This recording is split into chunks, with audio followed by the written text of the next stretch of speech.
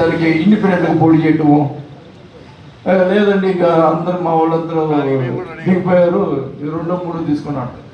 అట్లా కాకుండా కళ్యాణ్ గారు రిజర్వేషన్ ఎప్పుడైతే అనౌన్స్ చేస్తారో ఆ రోజే కోఆర్డినేషన్ కమిటీ పెట్టి ఆ ఎమ్మెల్యేతో కూర్చొని ఆ రోజే రిజర్వేషన్ మనకి జనసేనకి ఏ సీట్లు ఇస్తారో ఆ రోజే డిసైడ్ చేయాలి.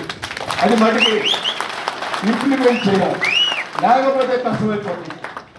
నార్మల్గా చెప్తున్నాయి.